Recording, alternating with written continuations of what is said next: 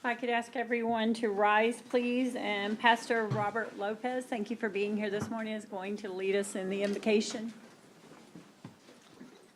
Thank you. Let us pray. Most gracious Heavenly Father, we come to you this morning, Lord, just to thank you, Father, first and foremost for the gift of life, Lord. Father, I pray a blessing upon this house here today, Father God. Lord, I pray for Connie Scott, our county judge, Father God, and their assistants, Peyton and Francis. For Roberto G. Hernandez, our commissioner, and his assistant, Deanna.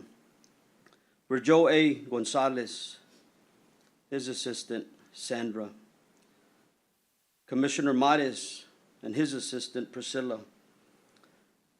And Commissioner Chesney and his assistant, Emily. Father, we pray a special anointing upon each and every one of them, Father God, as they all collectively gather here, Father God, to do the will of the people, Lord.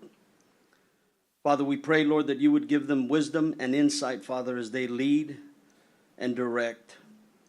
Father, I pray that you would work in and through their hearts, Father, as they work out solutions, Father, that are for the people and by the people, Lord. Lord, I pray that your presence and your spirit would rest upon this house, Father God, and the meetings. Lord, we lay all the plans that are here on this agenda before you, Father. For your word teaches that the righteous man commits all their ways before you, Lord. Father, so we would pray, Lord, that all this that has been declared would be honoring first and foremost to you, Father God, as we look out for one another. Lord, I thank you for the opportunity that you've given me, Father, to bless this house, Father God, and to bless this meeting, Lord. I pray, Father God, that you give peace, joy, and comfort to each and every one of them, Father God, as they serve as your servants here in Nueces County, Father God.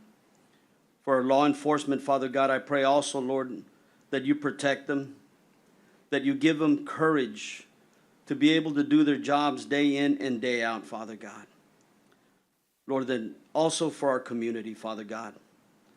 As we see it many times, just we feel like it's falling apart, Lord. Father, help us to be mindful, Lord, that the setting is ripe, Father God, for a miracle to take place. Lord, once again, I thank you for the open door that you've given me this morning, Father God, to bless this place and this house, Father. For it's in Jesus' name that we pray. Amen. Amen. Thank you. I pledge allegiance to the flag of the United States of America and to the republic for which it stands, one nation, under God, indivisible, with liberty and justice for all. Honor the Texas flag. I pledge allegiance to thee, Texas, one state, under God, one and indivisible. Thank you. You may be seated.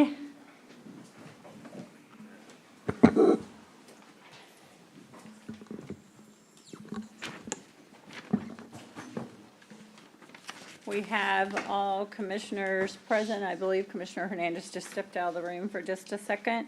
We are at 9:01 Leopard. It is 9:09 a.m.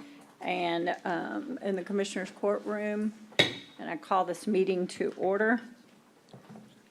Would move on to item D. Are there any disclosures of conflicts of interest? Any commissioner wishes to do so now? You can do so later if you fail to do so. There being none, I'll move on to item E, and we have recognition of Mr. J.L. Lister's 33 years of service to the county, where should we have a, was anybody in here? Any of the girls in here? No, nobody's here. Well, we have this and we have what, and we would love to, I believe Commissioner Hernandez might have something to say as well, but we are so honored and so thankful. Edward, by all means. Judge, thank you. Joe, if you could stand up for us. This man has worked with me and with the different administrations over there at the Hilltop Community Center. He's done great amount of work, skill. He's got a really good skill set. He's done really good things in the trails and in the park itself. He's helped people. He's been a blessing to the county for all the years that he's worked. We really appreciate you and the things that you've done. And thank you to your wife for allowing you to do it. So thank you. He's a driving force. Bill, I would also like to chime in a little bit. I've known you for a long time, and you've done, like Edward says, you've done a real good, you've been a good employee at Hilltop. And I think that's the only place you ever worked for us, okay? And you've kept up, since we've always been understaffed at that place. You and the other guys that have been there have done a great job in really keeping it clean and always letting us know, if something that's to be attended to. So we appreciate you. We're going to miss you. And retirement, I can tell, is already agreeing with you.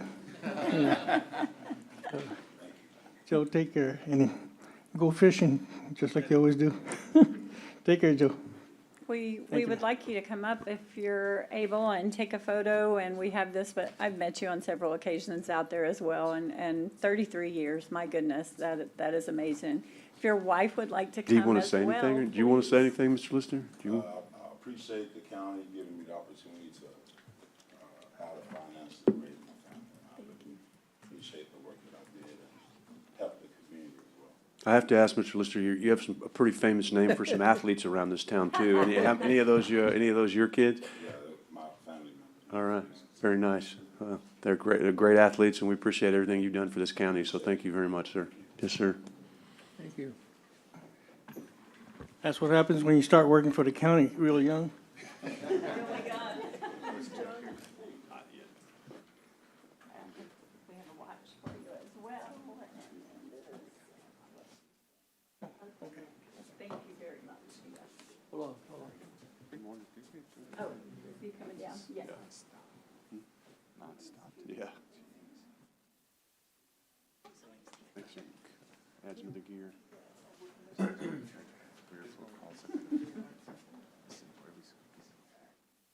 Three, two, one. That's it, just one. Okay, very good. Thank you. Thank you, sir. Thank you. Thank you very much. Congratulations. Thank you. Congratulations, man. Thank you. Congratulations and enjoy it. Yes, sir. Thank All you. right. You have a list for him to do now? Yeah, that's good.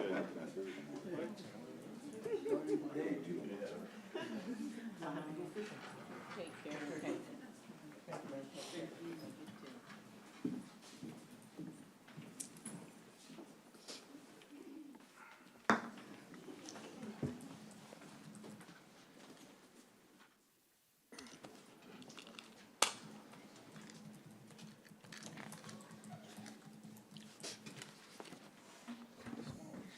Moving on to item F, public comment.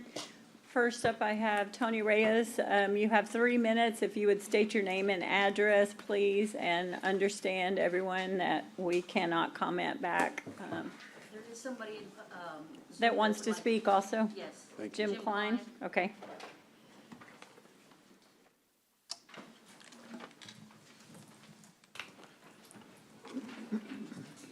I'm Tony Reyes.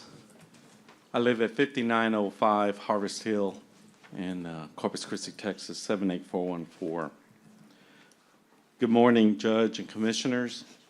I want to acknowledge, first of all, the hard work that Rebecca and her staff that has done in our community and helped many, many people.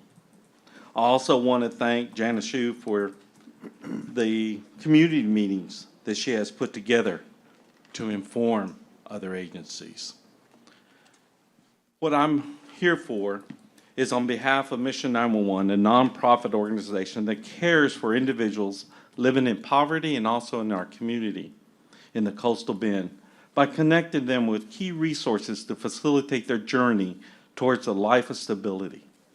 We are grateful for the commissioners and judge dedication to the well-being of your constituents. And we believe that by joining forces, we can create meaningful and lasting changes in the lives of those who need the most. So I know you have different options and decisions you'll be making for your constituents. And here's some options. Paying utilities. The strategy we suggest, if you do away with the social department, it is to direct Nueces County clients to a different agency that will pay for specific need. One agency can pay rental assistance or pay water bills. Or Mission 911 can step up to pay TXU and AMIT, since we already have that ongoing services. We suggest sending a community book that lists all resources that can help them with specific needs that they may be facing. So that's one option. Second option is we encourage whatever agency is selected to help with specific need to be enrolled with a firm called Unite Us. This is to map and track the client to different resources they are getting help with. And then raising awareness about poverty is crucial in fostering empathy and understanding within our community. Mission 911 will be willing to become an outsource in compensation to decrease your admit costs and deliver the outcomes Nueces clients need. We can work together with grants to accomplish this goal. We are eager to discuss these opportunities further and explore how our organization can collaborate with you and your staff effectively to make positive impact in the Coastal Bend. And I thank you very much.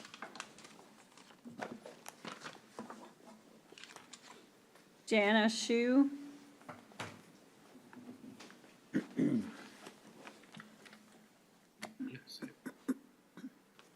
morning, Judge and Commissioners. Jana Shu, address 3714 Topeka Street. I am here today to talk about an agenda item that's listed, that was put on the agenda by Commissioner Gonzalez, which I thank him for. Would like to first begin with, I was before you on March 6th supporting the County Social Services in recognition of Social Work Month. And after supporting them, I asked and talked about what a catastrophe, and it is a catastrophe. Some may say that's a very strong word, but it's going to be a catastrophe for our community if Nueces County Social Service does remain closed. And then I was told, I remember the judge says that's not being considered, it's not an agenda item today. And then on April 10th, in executive session, y'all made the decision to close the County Social Services Department. So that, needless to say, was very disappointing. I had trust and honesty, integrity, and the transparency of this court and communication, and that's not what happened. So it's very disappointing.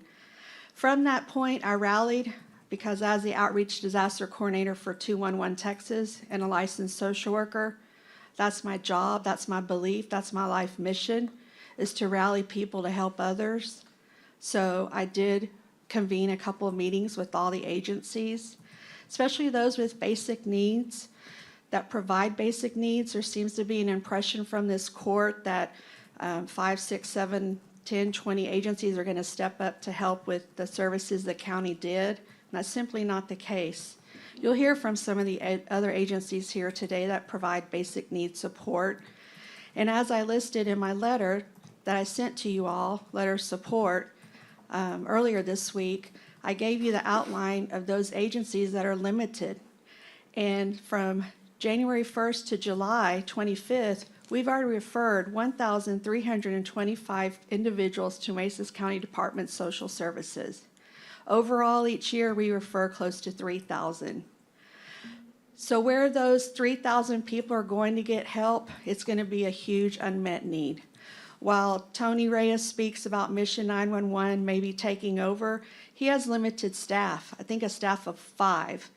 I don't know how they can handle 200 to 300 appointments per month to assist with basic needs. The other nonprofits that you'll hear from, they don't have capacity for that either. Grants do not pay admin cost, so you don't get a staff member when you get a grant awarded, an indirect cost. So what we relied on for 30 or 40 years is that the county always had social service department and staff of 12, to handle those appointments and basic needs. And our concern is if you don't vote to reinstate it, which is my ask today, it's going to continue to get worse in our community. Thank you. Thank you. Patty Clark?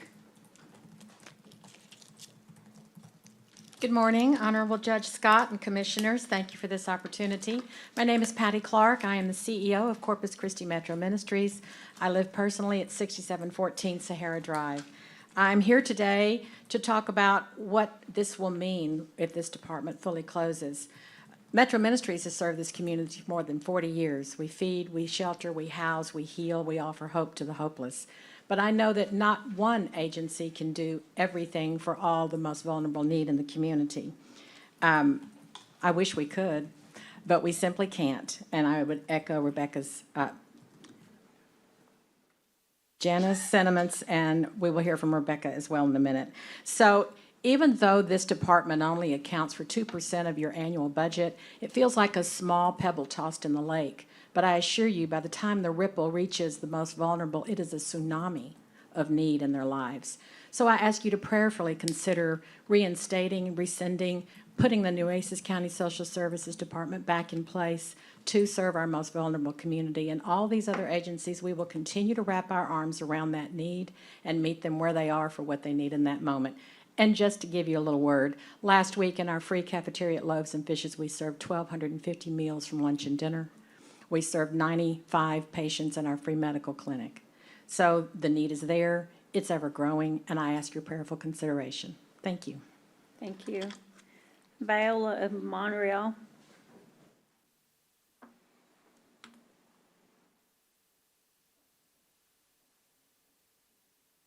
Viola Monreal, 1809 Big Dipper. Good morning, Judge Connie Scott, Honorable Commissioners. I come here before you as a representative of the aging population. Through the Area Agency on Aging of the Coastal Bend, we serve persons age 60 and over and persons with disabilities of any age through the Aging and Disability Resource Center. Through the past ARPA funding, we were able to set aside some funds each year in the amount of $50,000 to assist with rent utility assistance, which is a very small amount in comparison to what the counties was servicing and providing. At $400 maximum amount, we could help each individual. That was only 125 persons that we were able to touch in our community. If these services go away, you are looking at seniors that will go without rental assistance, without utilities, in an economy that is already very, very hard, with individuals already on a fixed income, living off of, in some cases, $800, $900 a month in Social Security income, which is a very low amount, trying to meet the rental assistance and the rents that continue to go up. So I humbly ask that this, that you are considering and doing in closing the social services of Nueces County be reconsidered, be tabled, come back to the table, speak with some of us that are in the trenches working day to day with these individuals.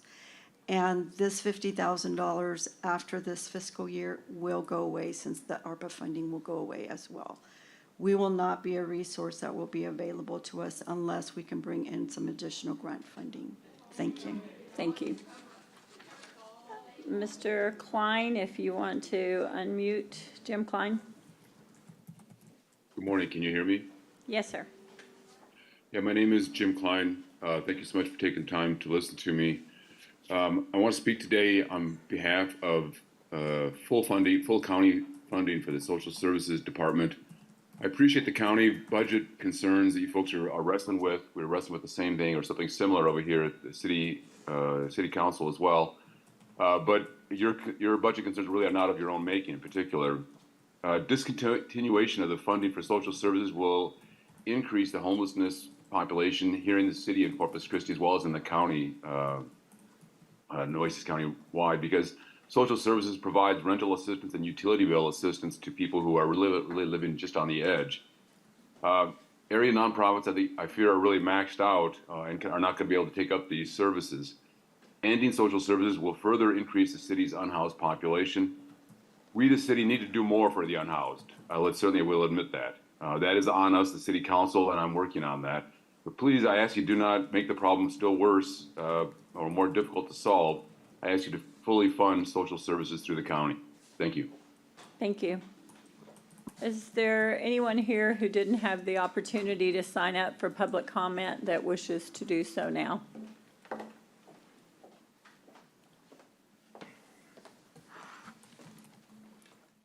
And thank you. Moving on, I am going to stop for a second and convene a meeting on the Nueces County Housing Finance Corporation. It is 9:26. I'm not sure if you'll need that time, but on our first agenda item on January the 18th, I was voted in to replace the former judge. But in doing so, we need to update the alternate for me on this board was listed as D. Hawkins. I would make a motion to change that to Peyton Fleming, my chief of staff, for that, the first item on the agenda. Second. We have a motion and a second. All those in favor say aye. Aye. Aye. Any opposed, same sign. The motion passes. Then item number 2, discuss and consider the approval of a resolution authorizing the consent to the sale and transfer of the Gulfway Manor Apartments and the assumption and amendment of the regulatory agreement related to the corporation's multifamily housing revenue bonds. I believe, did you have something, Commissioner Matos? I'm sorry. Yes, I'm sorry, go Judge. ahead. I just wanted to see if there was anyone here representing the group. I believe we were supposed to have some people here. Where's my staff or the attorneys here for them? They were supposed to talk on this. Jenny, didn't we have them confirm they were going to be out here? Yes, but I don't know if they just might not be available yet. If you'll, you can't really. No. Let me If see. they're not available, then they're the ones that asked for this. Jim Plummer. Oh. Hello. Yes, There. yes, thank you. We were Hello. looking for you. My name is Jim Plummer, and I am an attorney with Bracewell, and I represent the HFC. I do not represent the developer. Oh. So I do want to be clear about that, and I'm happy to answer any questions you might have. Well, I think if I wasn't here when this got started, but I believe this is, everything is paid off. If you could clarify to me, the bonds have been paid off, everything. This is not including any debt or anything transfer. That is absolutely true. Judge, let me just outline real quickly what we're doing. Okay, Gulfway Manor was a project that you financed with tax-exempt bonds in 2007. Those bonds have been completely paid off, and Gulfway Manor is an existing 151-unit project located at 1702 Treyway Lane. And for a couple of years, they've been trying to find a way to refinance this project and to rehabilitate this project. And they have finally found a way to do it through the Texas Department of Housing and Community Affairs. That's the TDHCA. The TDHCA will issue tax-exempt bonds and will issue tax credits for this project. That will enable the owners of the project to expend $16 million to rehabilitate this project. And this project needs rehabilitation. The important part from a community perspective is not only that they will rehabilitate the project, but they will sign a new set of agreements that will guarantee that it will remain an affordable housing project for at least the next 30 years. So the tenants who are there, they will work around moving some tenants out, rehabilitating part of the project, moving tenants back in. It will remain an affordable project. It will simply be a better affordable project. But in order to do this, you have to consent to the sale from one tax credit partnership to another. And they have asked if we can release our regulatory agreement so that the TDHCA regulatory agreement can be put on the project. I have reviewed the TDHCA regulatory agreement. It's the same as your regulatory agreement, and it will guarantee that this project remains affordable. And of course, we won't sign any documents until they get to a closing table and we know that that TDHCA regulatory agreement is in place. There will be no gap in any of the legal documentation. So what we're asking the court to do is to consent to the sale. The sale is from a tax credit partnership that is controlled by a company called Vitus. Vitus bought this project a few years back, and they will be the new general partner under the new tax credit partnership. Vitus is a national owner and operator of affordable housing. They do it all over the country. They're a larger group, and they appear to do a good job of operating their projects.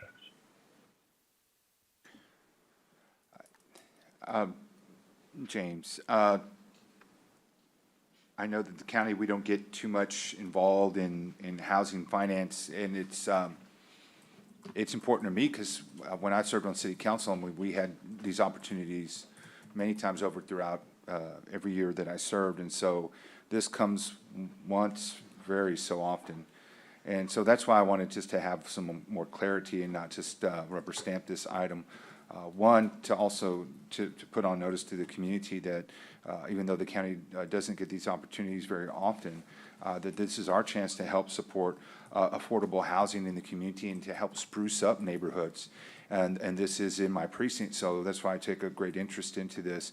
So I just wanted just to bring more attention to it, also to put those out in the community and obviously those throughout the nation. I mean, there's some other companies that I'm more familiar with that are doing work here through the city of Corpus Christi and have done that over the years in different developments throughout the area. But the fact that you mentioned Vitus now is a group I'm not familiar with, but that they're taking notice in Nueces County is important to me. And so hopefully this sends a notice that we can and we should, as the Commissioners Court, take involvement in supporting affordable housing, and this is the way that we can do it. Maybe not as often as, say, the city of Corpus Christi does, but this is just as important and vital to help and support our community, redevelop these neighborhoods, spruce them up, and put people who are desperately looking for affordable homes, good quality homes that they can raise their families and be able to raise their children in a community that cares for them. So overall, it's good. Nothing negative about it. Just wanted to be able to have that chance to chime in, and thank you for clarifying this project. And I will accept a motion. I believe So it's moved. clear. Our attorney is Second. advising us. We have a motion and a second to approve a resolution authorizing the consent to the sale. And then do we need a separate for amending the regulatory agreement, or can we do it both in one? You want a separate? They're in the same resolution. They're in the same resolution? Yes, ma'am. So just for clarification, when you say you're not asking the court to sign any documents changing the regulatory scheme, that is a different document? No, there will be a release. When I know for sure that the TDHCA financing has occurred and they're going to Then enter into he won't do it their until then. regulatory Yeah. agreement, Yeah. that's the first time we would release signature pages to the release of our regulatory agreement. We'll get the judge to sign it. We'll send it to the title company with a cover letter that says this is sent in escrow until the closing of the TDHCA transaction and our release of the signature pages. Okay, it looks like our attorney here is agreeable to that. Thank you, Mr. Plummer. Thanks for the explanation. So this motion is to include both parts. We have a motion and a second. Is there any other discussion? All those in favor say aye. Aye. Any opposed, same sign. The motion passes. Thank you very much, Mr. Plummer, for being here. I will now adjourn the meeting of the Nueces County Housing Finance Corporation. It is 9:35, and we are going back into the Commissioners Court regular meeting. We are on the consent agenda. Is there anything that any one of the commissioners wish to pull out of the consent agenda for further discussion? If you do, please let me know.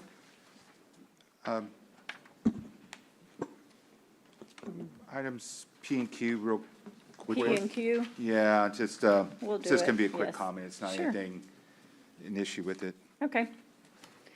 Any others from anybody else? Judge, I'd like to pull L and L M. and L M? And M. I just want also clarification. Okay. Motion to approve the remaining ones besides L, M, P and P Q? and Q. Yes. Second. We have a motion and a second to approve all the remaining ones. All those in favor say aye. Aye. Aye. Any opposed, same sign. The motion passes. Moving on to item L, Commissioner Hernandez, you had a question about that one? Yes, ma'am. I just like some clarification from someone how this works, FEMA required I provisions. think this was just documents that were necessary that hadn't gotten signed, that we hadn't done for this individual. Go on us back there. I'll let her explain. Good morning. These agenda items, L, M, and N, are basically companies that we use, companies that we used during the COVID period, and they did not have some of the federal regulations that need to be included in the agreements or the purchase orders. So they requested us to amend it or add this. So that's what we're doing in order to get more reimbursement. Thank you. And M is the same, Same so do thing. you want to make the motion to pass L and M then?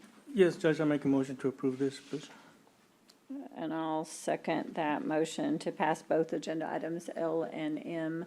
Any other discussion? All those in favor say aye. Aye. Aye. Any opposed, same sign. Because they're the same is the only reason we did those two together. I'm sorry, Kara. Okay, Yeah. pull it, so Oh, it's already approved. No, it was. no, it was pulled L, M, P, and Q. Okay. Yes, so moving on to item P. Motion to approve P and Q. I'll say my comments for a regular agenda. Okay.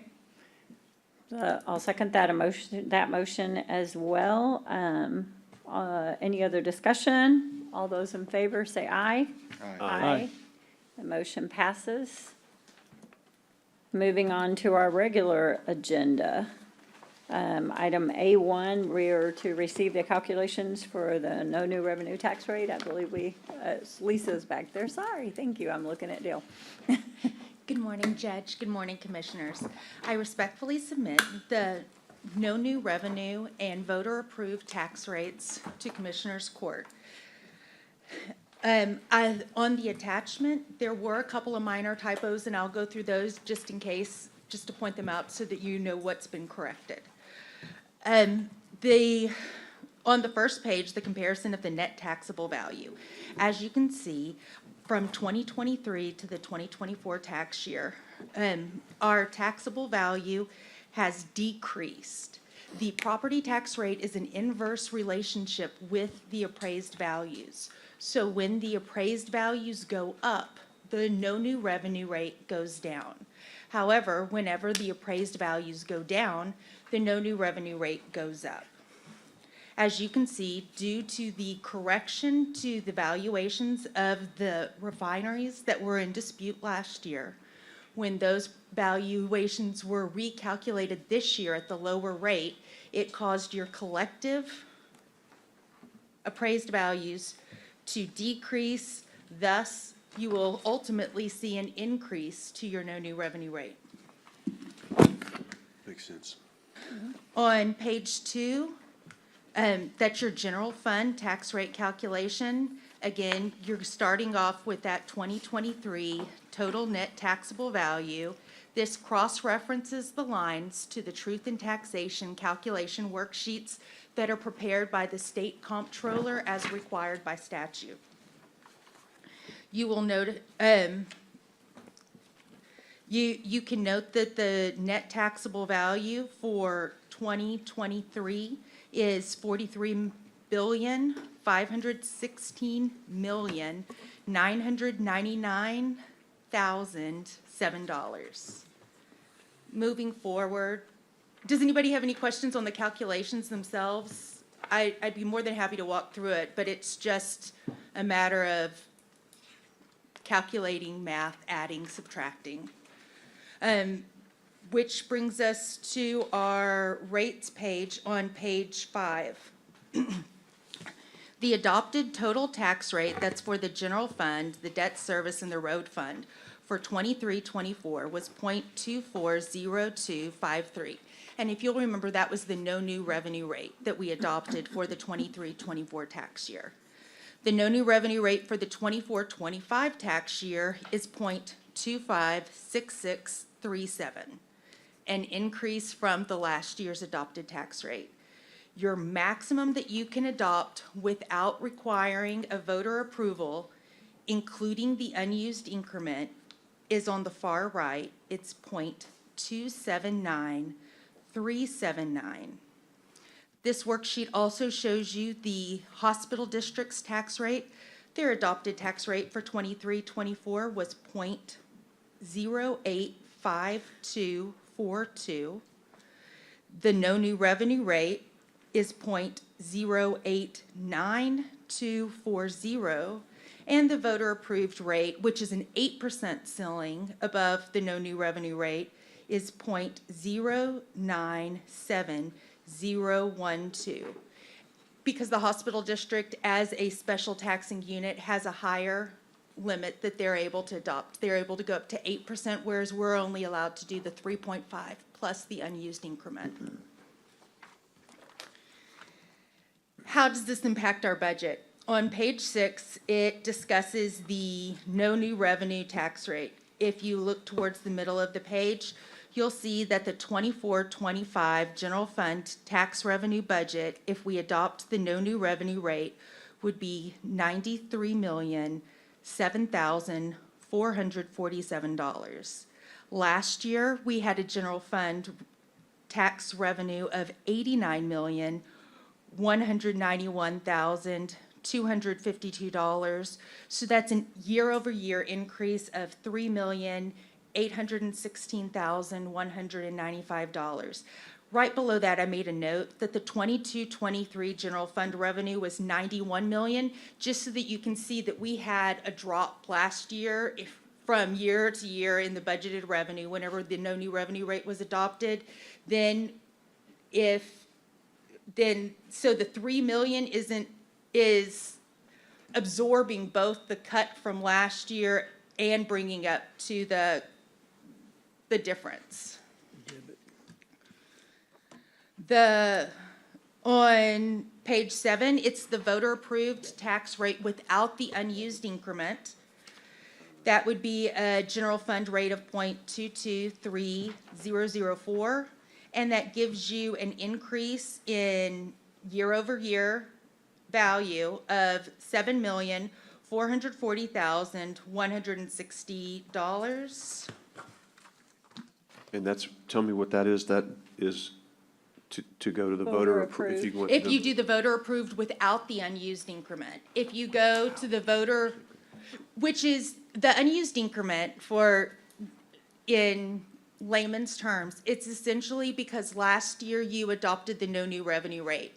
So it's able to give the county back a portion of that revenue that they didn't claim in the previous year. So because the no new revenue rate always gives you the same taxable revenue excluding new value, that you had the previous year, you would, if you adopted the no new revenue rate, by adopting that rate, you're lowering your taxable revenue every year going forward. The unused increment is the way that the state legislation has given a, okay, we appreciate that you adopted the no new revenue rate last year. If you need that to add to your taxable value this year, we'll let you add that portion of your rate back this year in today's dollars so that you're not penalized every year going forward. You have 3 years from the date that you adopt a rate lower than the voter-approved rate to use the unused increment. 2 years ago, we used our entire unused increment, so the amount of unused increment that we have for this year is solely based on the amount of tax revenue that we gave up last year whenever we adopted the no new revenue rate. And how much is that again? I'm sorry. Just The- making sure I'm staying up. The unused increment is, sorry. On page 5, it's itemized separately at the far right so that you'd be able to see that calculation. It's 0.013847. And what would that calculate in dollars for if we use the unused increment this year? That's On the going to be next shown page. on the next page, which is why I gave you the 2 different voter-approved rates, so that you'd be able to see how much revenue we can get back that we gave up last year. And then I'm just, yeah, so what is that dollar amount? So that dollar amount for the total, for the voter approved with the unused increment, which is the maximum that we can adopt without going out to the voters, is $13,164,669. What is just the unused increment? I mean, It's what the is difference between those two. I don't have that number. Does somebody? 6 million, it looks like, 7 So- minus 13. Yeah, it's 13 minus 7. 7, sorry. So it's about, it's roughly 6 million that. Correct. So, and that's, the unused increment means we could use that 6 million. We don't get 6 million, we get 6 million added on. I'm trying to explain this to myself and to people that are watching because this is super confusing. So the unused increment from last year, because we passed the no new tax rate, is roughly $6 million. That's correct. How can we use that? I'm going to ask it to you. You can use it for anything to fund your general fund operations The or the add it 6 to your million? fund balance. The 6 million. The 6 million, yes. It has the same restrictions as any other general fund tax revenue, which is to fund the operations of Nueces County. It has to be an allowable operation of Nueces County, but anything that is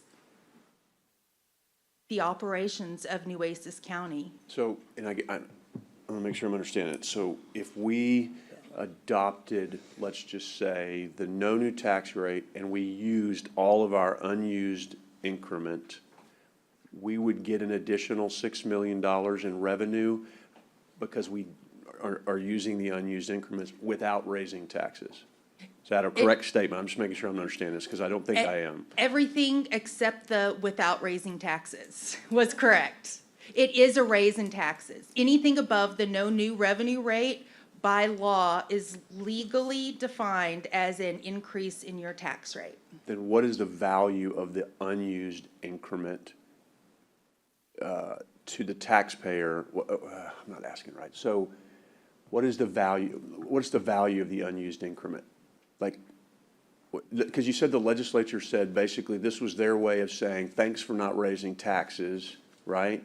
And you get this unused increment as part of the calculation to use whenever you want to use. But what's the value of that if you don't want to raise taxes? Because you're still. If you don't raise taxes, then there is no value. But the unused increment. But I think it was, if I could explain a little bit differently, Yeah. the way I understand it, was put in place to help counties where, like us going into this year, we're told we're going in, at the end of the year, our revenues may be down to 21. We're supposed to keep like 25% in our reserve funds. Our tax rate going in without raising anything is 0.24. And our finance people have told us that is too low, that if we continue with that and we had a disaster, an emergency, that we are not really in good shape to borrow money if we needed it. So I think this was the legislature's way of when things like this that impacted us last year with the refineries and the industry disputes and stuff that put us into this position to help you get out. But it is a tax rate, it is a tax Increase, yes. increase. There's no Tax rate two ways, increase, all yes. of it is. So it just doesn't count towards the voter-approved rate? Maybe that's the value? That's Yes, exactly, That's what it is. exactly. Okay. Yes. Yes. So So that- okay. it's added on to your voter-approved rate so that you're able to Okay. adopt this rate plus the unused increment before you have to go out to the Election. voters That's to kind of the approve. state's way of saying, when they pass the law saying you only get 3.5% increase of value of this, any unused increment gets above that 3.5%. That's what the increase, so- value is. Okay, that's where I Yes. needed clarification. So, so for the public's sake, basically what that means is the thank you for not raising taxes last year is you get the opportunity, if you Yes. need it, Exactly. to not go above that 3.5%, or not be counted above that 3.5% cap. It's still a tax increase, but it doesn't have to be voter approved because legislature's thanking you basically for not raising taxes last year. Correct. Fair? Okay. Yes. All right, that's. Very much, yeah. Okay, thank you. Going forward for as I just stated, the voter-approved increase, this is the maximum increase in your budget that you can have without having a vote by the taxpayers to approve the tax increase, would give you an increased budget of $13,164,669. On the following page, it's showing the increase in debt service budget. To fully fund our debt service, Truth in Taxation calculates that we need a property tax rate, INS rate of 0.039369, which will give you a year-over-year increase of an additional $289,513. At the bottom left corner on page 9, it does state that your debt service requirement for 24-25 is $16,441,251. Your farm to market, no new revenue rate will generate an additional year-over-year tax or budget increase of $40,818. The 3.5% voter approved rate will generate an additional $94,192. For hospital district, the no new revenue rate of 0.089240 will generate an additional revenue of $1,041,984. And the voter-approved tax rate, which for the hospital district is 8% instead of the 3.5% that the county is limited to, is $4,529,025, excuse me. That's the maximum that they can approve without voter approval. The reason that there is an increase whenever you're looking at the no new revenue rate, that is all the new improvements, new value, and it also includes any of the abatements that you had imposed on your taxes in 23 that have now rolled off and have become taxable value in 2024. And so that's what's generating revenue in your no new revenue rate. Does anyone have any questions on the calculations or the numbers themselves? I do have another question on unused increment, sorry.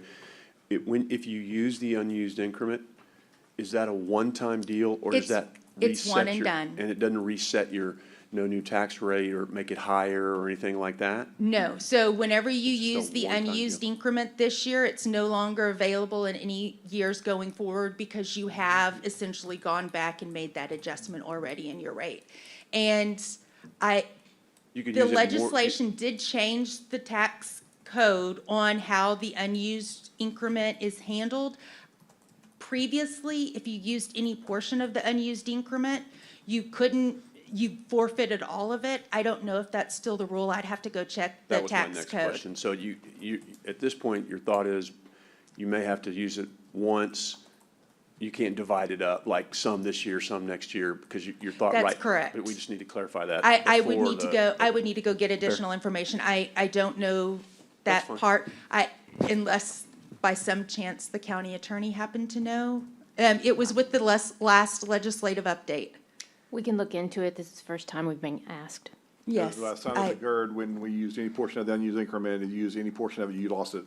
So Yes. if it was like 2 cents and you used only a cent, you lost it all. But again, since the legislation did make changes to it, I would want to review the tax code before, just to make sure. So basically what you're saying is, going back to that, sorry, this is interesting stuff. So, to me, so the voter approved, the total voter approved tax rate that the court, if they chose to pass it, which is this 27,9379 back on page 5 on the far right. That's correct. If you use the increment, you'd add that 0.013847 to that, and that would be? No, it includes that 0.013. If you look at the calculation, it shows you every portion, every piece of it, so that you can see that that unused increment is added to the voter approved rate. And then that would be but that wouldn't be the no new voter approved tax rate for next year. You would then back out that 0.013847 No. for next year. Remember, the property tax rate each year, the no new revenue rate gives you the same taxable revenue that you had in the Right. previous year when looking at this, when looking at the same properties. But you- So if the properties were on the roll this year and they were used in calculating that total voter approved rate, the no new revenue rate next year is going to generate the same amount of revenue as you received this year. But it won't have the unused increment rate in it, because it's Yes, a it one-time. will. You said it's Once a you adopt a one-time. rate, that's your adopted rate. Well, you said that you could only use it one time, You- so that's you- kind of, I'm confused Yes. Next year, there. there would be, if you used all the unused increment, next year there would be none. There wouldn't be any to add to your rate For the next following year. year. The following year. But your rate would stay the same as that. Yes, You your rate okay. would stay the same. That's correct. Well, then it does reset Then the it rate. does reset, That's yeah. why I Yes, asked it resets the rate Yes. for that. I'm sorry. I thought you were talking about whenever you're doing the worksheets the following year, Oh, no. you would not be able to add it. We wouldn't have anything in that far right column in the 25, 26 But it would property still be in there. taxes. Yes. Okay, so it Yes, does it'd be reset in the there rate. from your Yeah. beginning Okay, adopted rate. I mean, before, like, the next meeting, let's just double verify that, because, I mean, if it's resetting the rate, that's significant, because that's not, to me, a one-time use, but I may be not clear on that, so just, and I'm okay today, before we get into the meat of the budget, which we aren't into today I or guess yet. I'm saying that it'll be part of that adopted rate. So if you were to look at 2 years ago, we used the unused increment. What we adopted was the rates that were in that far left column as your adopted tax rates. The unused increment gets added to the general fund rate, and that becomes your total general fund M&O rate. So we would not be able to do this again in the future unless we did a no new revenue tax again. Then in the future after that, the following years, we would be able to add to it. So Correct. it's basically increasing our 3.5% without going to voter approval, is it? Exactly, Yeah. that's correct. Okay. It's a weird deal. It is very, yeah. We agree. Not sure what the heck that accomplishes, but okay, go ahead. I think, any other questions, anyone? I think that's good. Thank you, Lisa. Thank you. Those are our computations for our new revenue tax, our voter-approved tax. We worked with the tax office, and we were in agreement with the numbers. We had some challenging agreements with the appraisal district to get the values, but after we were able to get everything accomplished, these are the rates we have at this time. You're confident these are the correct amounts, yes? Correct, yes. Okay, thank you. Moving on to item 2, discuss and consider establishing the early voting polling locations for the November 5th general election. And Judge, this Yes, is where I you had wanted the to. question. Yeah, Yes, sorry. Yeah. more of a comment, just, I appreciate the county clerk and her office and the work that they do. I know this is not easy. We just kind of throw out there, we want accessible sites, we want sites that are covering all different parts of the county, and it's just, you know, kind of goes away, right? We say it and it goes into the wind. Well, they have to implement it. They have to go through the searching, the finding the criteria and breaking down each proposed location and making sure they meet the ADA requirements, that they do have accessibility, that there is enough of demand, right? And I guess that's a debate that's always going to be left up is, will people show up on their own, not knowing maybe if it's a new site or they traditionally haven't because maybe it just is only a few years old. But overall, I mean, I haven't heard any complaints from either party on the sites. I know that the clerk's office has always been very open to including both groups. And so on both, I'll just tie in my comments for both item 2 and 3, that these are helpful. I've looked at each one of them. I think they do cover a good cross-section looking throughout the county. And so I just want to thank the clerk and her staff for working on this and always being open to possibly other sites. I know on the Election Day site, there is to be announced. So, okay. Yeah, I mean. Do you have copies for yeah, all of no. us? Yeah, Okay, okay. okay. I did have a question on one. Do we not use the Blunzer Fire Station anymore? What happened to that one? Didn't we used to? We're waiting, and again, remember, we can add, Yeah. right? I We have, yeah, mean, so we that's a should personal actually. thing, because my husband Right. requested it. It's not like I've gotten a lot of phone calls about it, but it's right out Right. there in our area. And we used to have it there. I was just wondering if We there was a reason why we it's not, yeah. Because we haven't got a call back or a confirmation, and so Okay. we didn't want to put it out there until it's been confirmed, Okay, right? So we, like I said, we can always add, this is where we can start and really working towards. Thank But you. yeah, that's the only reason. It's just a So this suggestion, is, not a, yes. yeah. So we have a map, this is for early voting locations. So there's 23.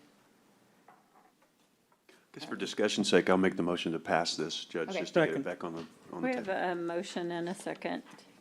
And is there any other discussion? I think that was my only comment for it. Now, you seem to be through, Commissioner, as well.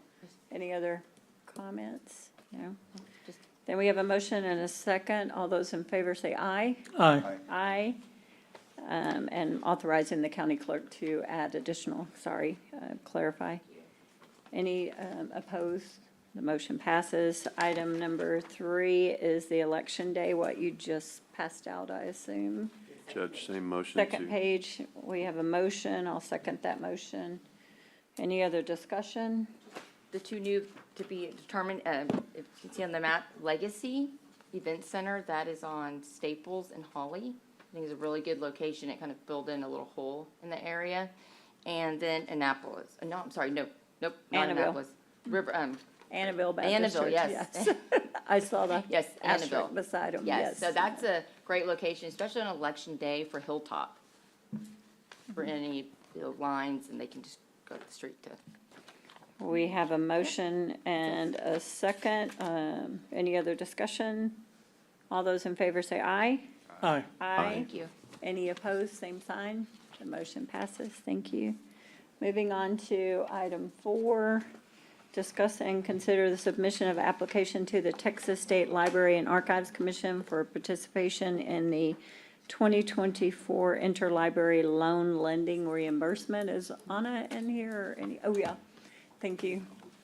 And I think they applied for this. We pulled it out of consent. We weren't sure if there was a match since this was a loan reimbursement, if this was a cash match or what. It just didn't have enough information.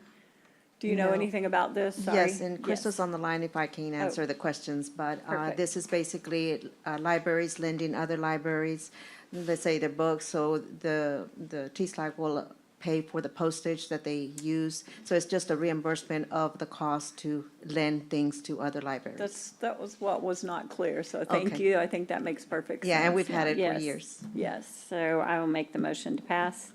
Second. We have a motion and a second. Any other discussion? All those in favor say aye. Aye. Any opposed, same sign. The motion passes. Thank you. Item number 5, discuss and consider method of procurement, request for proposals. I believe Michael's in the back for the courthouse food services, and authorize the purchasing agent to publish a notice and delegate the selection to an evaluation committee. I think this court decided a long time ago, I asked questions about this one, that Public Works, Juan Pimentel is the committee member assigned to this, yes? Yes. Uh-huh. Yes, he's the current contract administrator, Public Works is, of this contract. And so it's coming to the end of the time where we have no more renewals available. And so it's just time to bid out again. I make the motion to bid, to go out for bids. Second. And we have a motion and a second. Is there any other discussion on this item? All those in favor say aye. Aye. Any opposed, same sign. The motion passes. Item number 6, discuss and consider approval and execution of amendment number 1 to work authorization number 1 under the master service agreement between Nueces County and ICE engineers for the Sunrise Pond Nature and Storytime Walking Trail. And I believe Edward is here, but this is adding playground equipment and shade structure. Correct. And then a time extension as well, yes. And is there new funding on this, or I just, This was No, done with this is ARPA using the funding. existing funding for Okay. the work authorization, so. okay, Yes. Motion to approve. second? We have a motion and a second. All those in favor, say aye. Aye. Aye. Any opposed, same sign. The motion passes. Item number 7, discuss and consider the approval and execution of amendment number 1 to work authorization number 1 under the master service agreement in Nueces County and LJA Engineering for the Amistad Veterans Memorial Park Project. And I do have in my notes that Grant Works has reviewed and approves. This is a time extension as well to March 31st, 2025. Correct. Yes, Judge. So moved. Second? We have a motion and a second. Any other discussion? All those in favor say aye. Aye. Aye. Any opposed, same sign. The motion passes. Item number 8, discuss and consider additional American Rescue Plan Act allocations from Precinct 2 for the CSP number 3251 Nueces County Medical Examiners Facility and Renovation Project, the alternate bid items that were not awarded. And this, I believe Commissioner Commissioner Gonzalez has, you're adding items, the amendments number 1, 2, 5, and 6 alternatives with your funding source. Yeah, this'll kind of finish the whole project. Yes. We have to come back later on and try to put something else in there. And I met with Teresa, and this is the monies we got back from the ARPA reallocations. So I just went ahead and reallocated to the medical examiner. So And the alternates are in your package thing. It Yeah, is should be. numbers 1, 2, 5, and 6, the ones that you selected for this, right? One, Sec- is 1, that- 2, 3, and 4. Well, Second, if that's a yes. motion, I'll second for, We have a motion and a second. Any other discussion? The total is $358,000. Right. All those in favor say aye. Aye. Aye. Any opposed, same sign. And just to inform the court, upon this decision that you just made, we'll begin working with grants and Grant Works and make sure we do everything to bring back so that we can award these items. I believe the intention is to award to the current contractor who was Yes, because previously they were awarded. on their, So this action provides the funding. We'll come back to do the paper Okay. as soon as we can. Thank you, Perfect. Mike. Thank you very much. Excuse me, Judge, Yes. on items 5, 6, and 7, I'm an aye on that, please.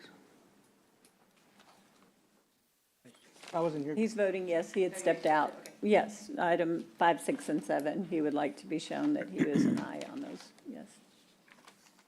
Because he had just stepped out. Thank you, Judge. You're welcome, thank you. Item number 9, this, I know we have talked about bringing this back, but until we're working on the budget and we decide how much money, or whether we choose whatever funding we're gonna have, I think this needs to come back to our September the 11th meeting when we know what our funds are. Until we vote to proceed, we can't increase any budgeted items till we know what we're gonna use, what we'll have. Well, this is my item, Judge, and I don't want to table it anymore. This is here, there's no additional funds. There's people already on the payroll. I mean, I don't know where we're gonna add any more funds to that. But Well, I there's thought already, you were they're losing already like 16 employees, and now we're only gonna keep 5 employees. 2 is gonna go to the veterans, and the other 3 to social services, so we can provide services to the western area of Nueces County, which, again, you know, we wanna cut back over there as usual. But, you know, the salaries are already there, they're part of the payroll, they're part of the salaries. So there's no increase that I know of. They got the office space already, so it's not like we're gonna add anything else to it, other than we'll continue doing services, so, I mean, I'll make a motion, we keep those 5 people. We have a motion and a second. A discussion. Yes. I'm all in favor of adding more. In fact, I don't think 3 is enough.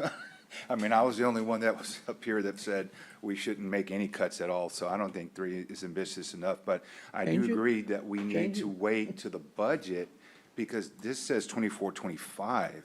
So is what Commissioner Gonzalez said correct, that this funding is a wash, basically?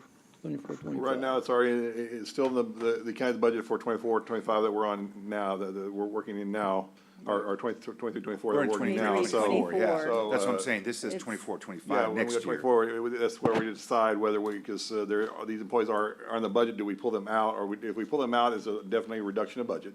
Right. If we We've already don't pull them done out that all, then vote, it's only a so we have portion of to it. add them back because we have Well, already not done necessarily that add them vote. back, Yeah. because once we do the budget side, if we say we're gonna keep 5, well, then instead of the 14 that were there, we're gonna remove up Yeah. to 5, so instead of the 100% reduction from that department, it would be maybe 75% reduction. So there's still a reduction because of not all the employees are being kept, but the budget's already in the general fund for these positions at current. But I think that's why this becomes a budget decision, whether Definitely we a budget decide issue of how how you many want we're to gonna do keep, for whether we 2025, decide yes. It is a whether, budget issue. where they're Yes, gonna yes. go, And because. then I'd rather hold this till the budget so we can look at all of it, because I do agree. I mean, I'll take any to save any. I will. But how do we structure that? How do we pay for that? Because like I've always told everyone, it gets really crazy here in the last 30 minutes as we're voting on our budget, that we're making motions and counter motions, and some that fail and some that don't. And then we don't maybe necessarily support a motion, but we end up supporting maybe the budget.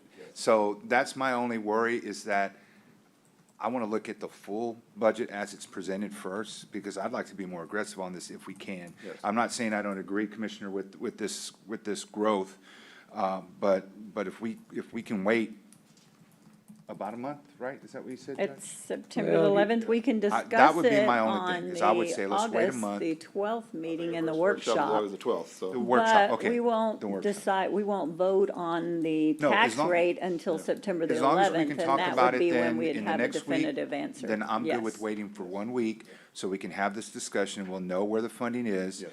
And if we need to take action, I'll support taking action. We can't in the workshop. Well, no, I mean, Yeah, the next meeting 20 after that. Yes, okay. To see this put back on, if that's the only hope that we have, because I want to save even a few, right? But that would be my only thing, is Commissioner, I support this. If we can wait 1 week, let's look at the budget workshop, let's see where the funding falls, and then we'll be able to know and maybe take action either the next meeting or wait when we actually vote in September. That would be my only thing. I'm not saying no, I just say no today. Well, you know, this is really ridiculous. It's really a game we're playing here, you know?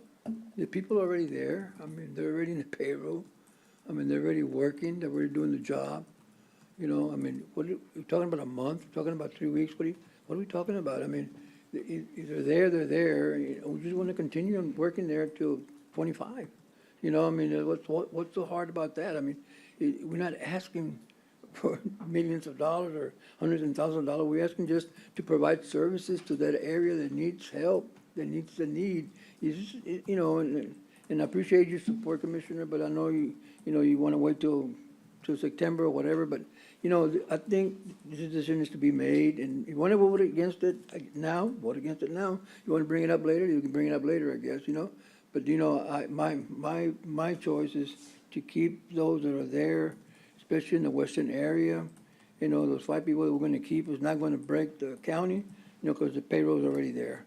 So, you know, I mean, they lost already like 16 employees, so the Commissioner, service will be, the service will be cut back quite a bit already. You know, so I think that there's a greater need on the western part of the county. And we're always, I don't know, it's just to me, we always seems to be cutting the western part of the county, you But know. and I agree.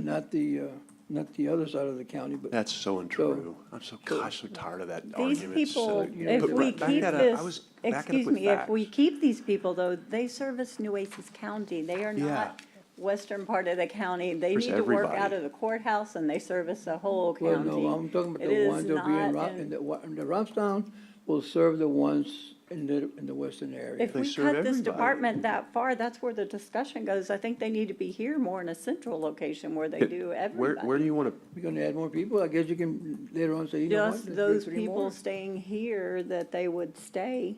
Commissioner, where do you want to put them under like, I don't- under doesn't veteran ma- I- services no, or I something don't- like? I don't care where they put them. I mean, I'm just trying to ask what the I plan don't- is I really don't because, care, I mean, as long as they're servicing, yeah, I mean, so, I mean, that's.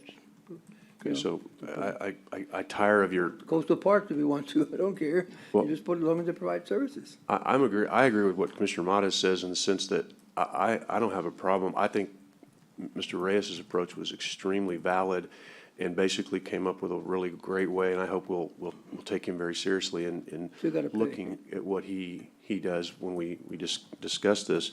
But I mean, I don't have an overall problem with it either. I just don't understand why we keep discussing items that aren't that are budget items outside of the budget deal. I don't get it. I mean, every time we tabled this and said we would put this back on for budget discussion, and yet you keep putting stuff back on that we table as a court, and I get you're doing it for whatever reasons you're doing it, so that you can bring people in here and get us all fired up. That's fine, but we're supposed to do this during budget, and you keep putting stuff back on for budget, and then you make your unfactual argument that you've never once backed up with anything that says we're cutting again in the western part. We haven't cut anything in the western part of this county, not one thing, and I'd like you to tell me where we cut one thing in the western part of this county, because that's what your argument is all the time, which you never back it up with any facts, you just say it.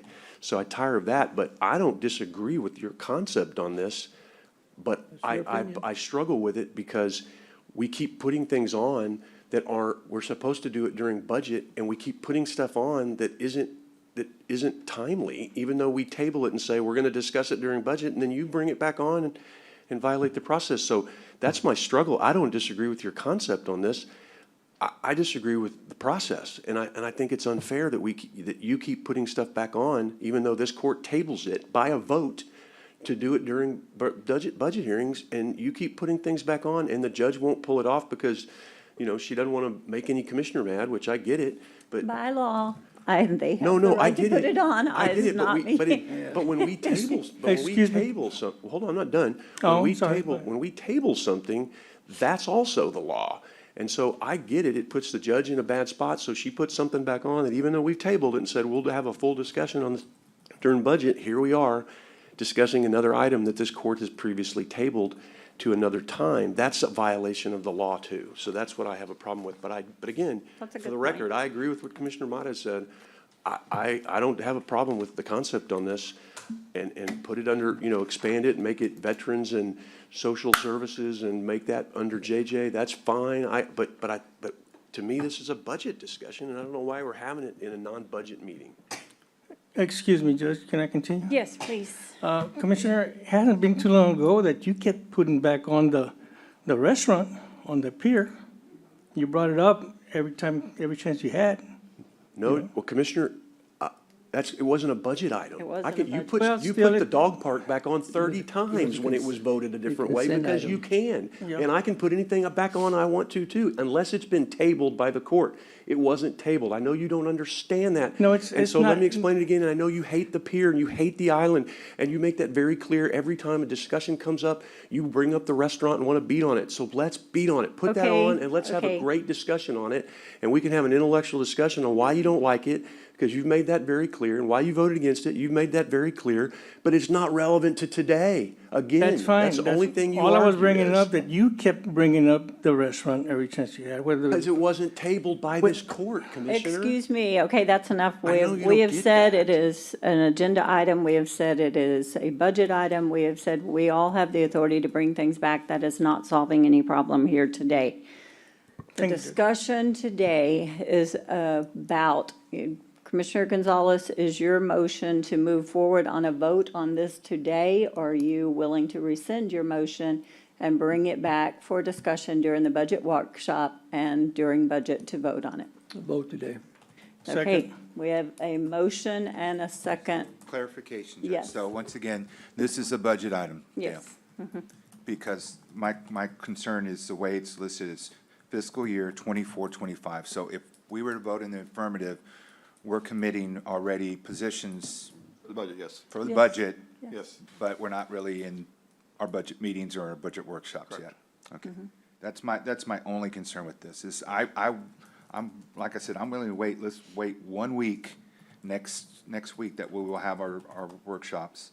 And then we can find out, have a better estimate of where we're at, make some discussions, and then I know we'll ultimately vote on that. So that's my one reason, is I don't want to commit.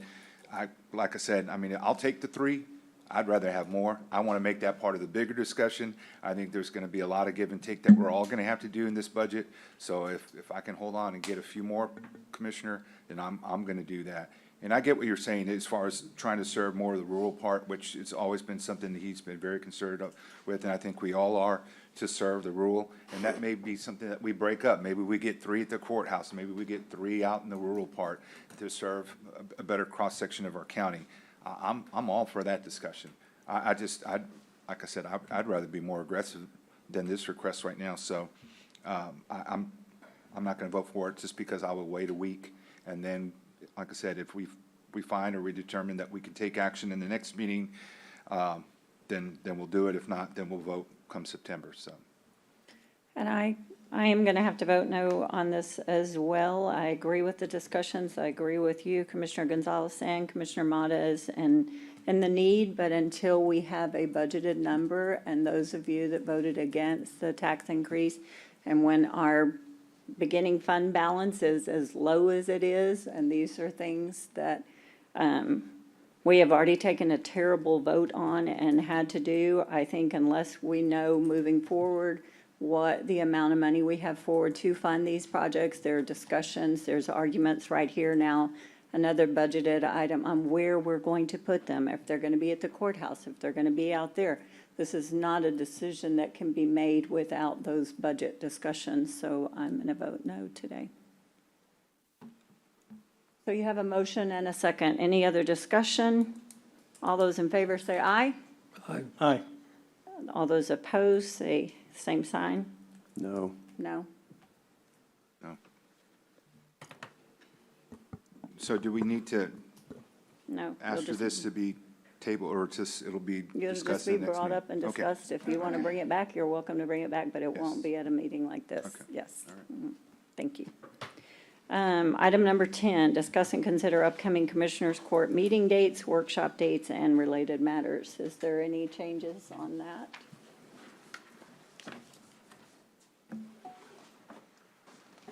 Any discussion on the meeting dates? None? Sorry, do you have anything, Teresa, you need to tell us? No, I just wanted to remind the court, we do have budget workshop on the 12th for tax, the proposed budget, and then on the 14th, we'll have a capital project grants and ARPA workshop. And then we vote on the budget, the tax rate on September the 11th? August the 21st, you vote for the tax rate at whatever rate that you want to go with. They'll publish notices, and then we vote on the 11th for budget and tax rate. Okay, workshop is the 14th, you said, right? Yes. Yes, sir. But that's just grants, ARPA, Oprah? right, and capital projects. Teresa, when was the meeting with the hospital district? There's a workshop on that too, right? Yeah, they'll be invited. Yes. What day? They're invited on the 14th, It's going to be on the right? regular agenda. Okay, all right. Oh, yes. Moving on to item B1, Public Works, approve method of procurement, invitation for bids for Stonegate Drainage Improvement, Precinct 1 ARPA-funded project. Have they, I believe there was a question here, and the clients need to sign before the county can accept the deed. Have they done that, county They attorney? have been working on it, and they were going to, I believe, file something. That has all been kind of happening simultaneously. And we just need to make sure, or check in to see if it's been filed. So can we vote to proceed with your final approval on this? This is moving forward. They have signed the documents necessary. Can you bring this back in, The next meeting? Does it have to? or at later in this meeting?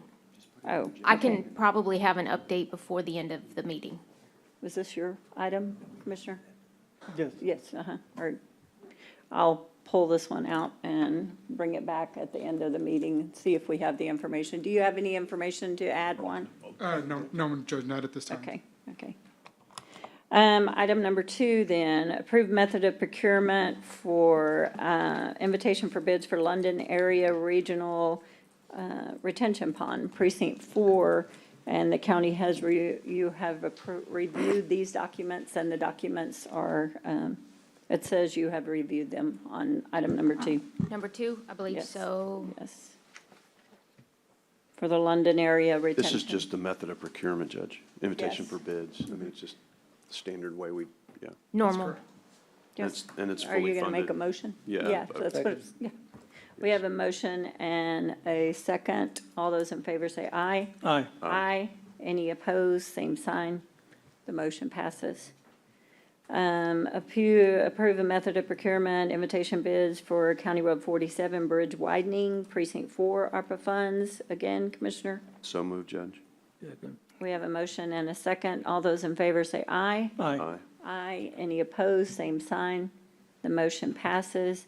Item number 4, approve a method of procurement invitation for bids for Driscoll Community Center, and authorize purchasing agent to publish a notice. This is your precinct 1, Commissioner Hernandez. Yes, Do Judge. you want to make the motion? Yes, Judge, I move to approve this. We have a motion and a second. All those in favor say aye. Aye. Aye. Aye. Any opposed? The motion passes. Thank you, Juan. No, We thank- didn't really need to. Thank you, Item Judge. Thank you, Commissioner. C, purchasing. Discuss, C1, discuss and consider conditional selection of AHI facility services for janitorial services.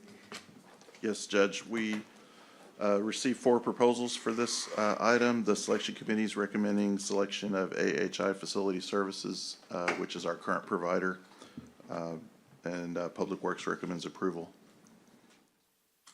Upon approval from the court, we'll work to negotiate a contract and bring that back at a later date. Was this sent out to increase more because I know we cut back the year before. Did we go back up to the regular services, or is this still the same services as last year? Okay. Yes, ma'am. Okay. I'll make the motion to pass. Second. We have a motion and a second. Thank you, Commissioner. All those in favor say aye. Aye. Commissioner Hernandez. Any opposed, same sign. The motion passes. Item number 2, discuss, I'm sorry? That was a late item. Oh, okay. Discuss and consider conditional selection of Bonco LLC for Precinct 2 Colonia System, septic system improvements. Right, on this one, Bonco is the low bidder. We're recommending to approve conditional selection of Bonco LLC for the Precinct 2 Colonia Septic System Improvements ARPA project, IFB number 3284-24. So moved, Judge. Second. Second. We have a second. All those in favor say aye. Aye. Aye. Any opposed, same sign. The motion passes. D1, the auditor, approved budget amendment number, thank you, Michael. Approved budget amendment number 11 for fiscal year 2023-24. There's a few items on page 1 and page 2 for the budget change order. The largest ones are on page 1 with the employee benefits as well as social services. The employee benefits is because every year we have unemployment. Sometimes our unemployment is higher than we propose our budget fund, and this happened this year.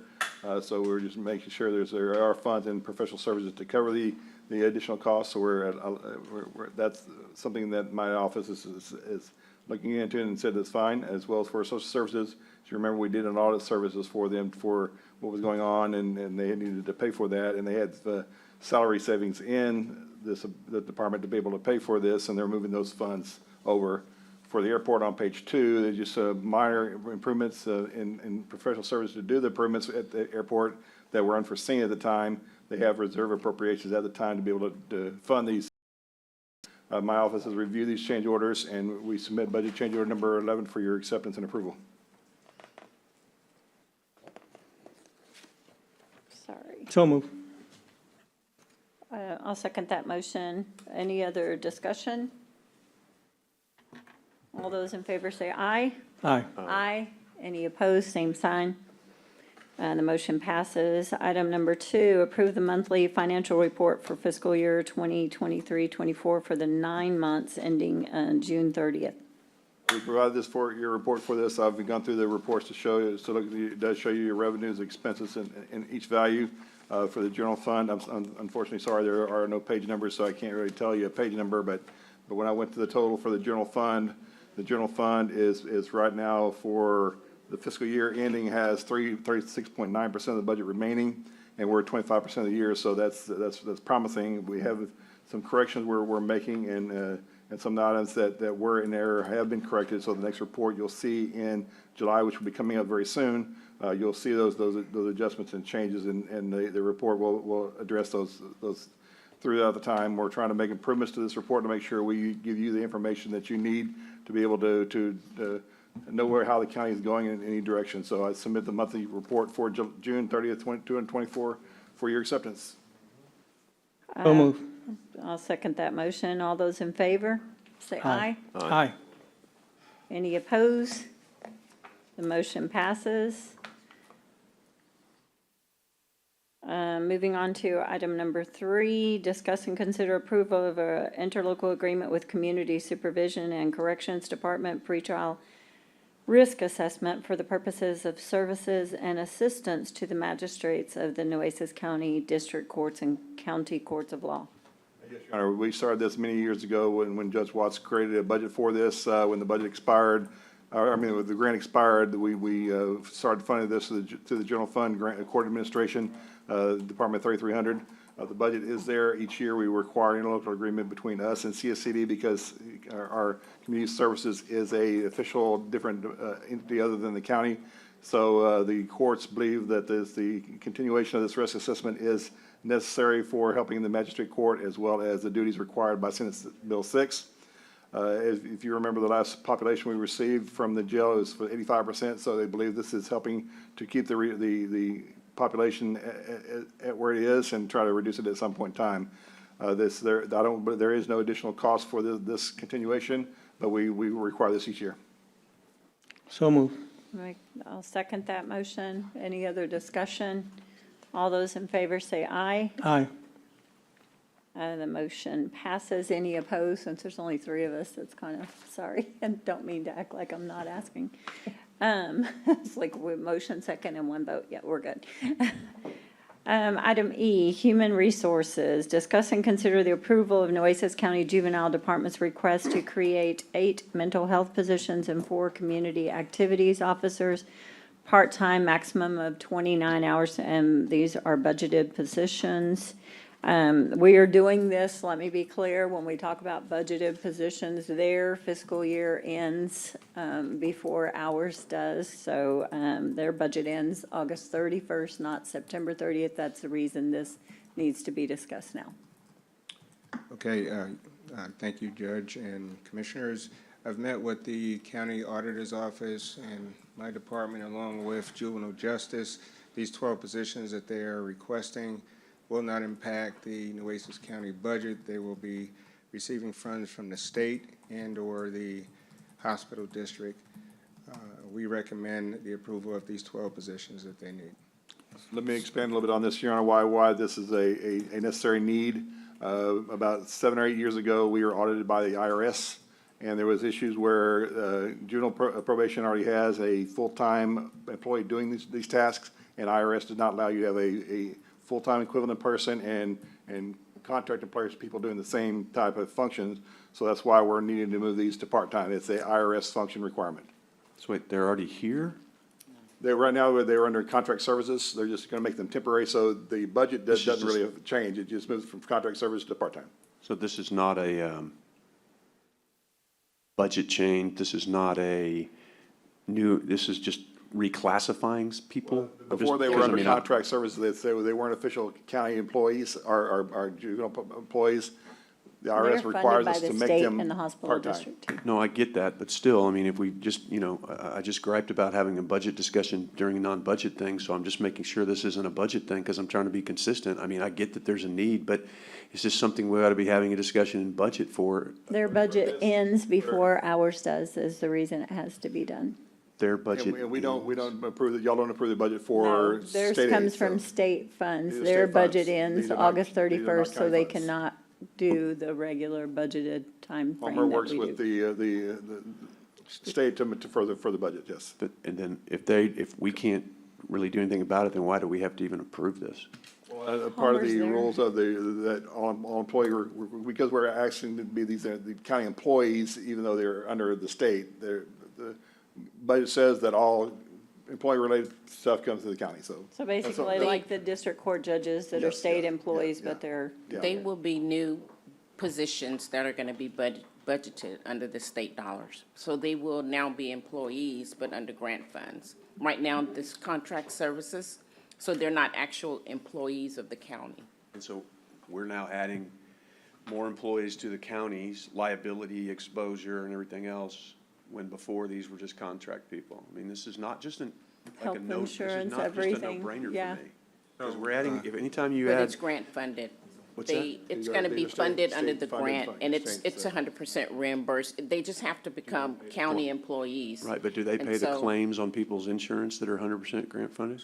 So Commissioner, they're not on our health plan. They are on their own health insurance.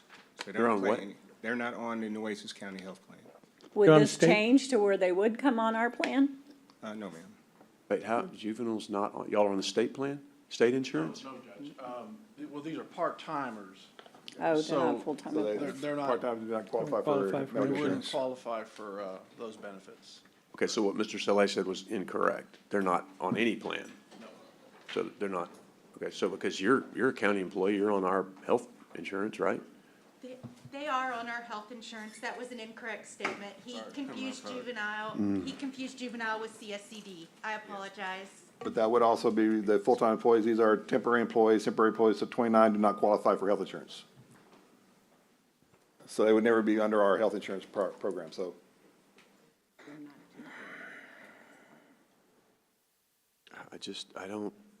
So explain to me again why we have to make people employees that are contract laborers and, because that does still bring about a whole different, I just, Well, the way the IRS, in their infinite wisdom, when we were audited many years ago, we had part-time medical examiners come in to help us out, as well as part-time investigators that do the stuff. Since we had full-time equivalent employees doing the same task, the IRS does not allow you to have an employee and a contract doing the same job. So they said if you do that, then you have to make them a employee, whether it's temporary or a full-time employee, you used to have to make them employees of the county if you want to continue that service. I don't It's understand that. So IRS. if they're, why, you're doing, so why are we doing this? Kind of work. They've been doing this way since when? According to what I've been told, there's, Homer, you maybe tell me if I'm wrong, they already have a full-time staff doing these tasks that a contract people are doing as well. And so because the IRS rules say we can't do that, we're trying to make these now temporary employees that allow them to do the same task. Because they'll be getting a W-2 instead of 1099. And that's the only real problem, the difference. This has gone on for what? Many years, yeah. Years, Judge. And, we did contract and at the time, because it was just easier. And then we were advised by, auditors and HR that this needed to be changed. So how did this just come up out of nowhere? Like, we've been doing this way for what, 10 years? Because this is how y'all did it when I was there. In Workday, we now were able to see something that we did not have access to.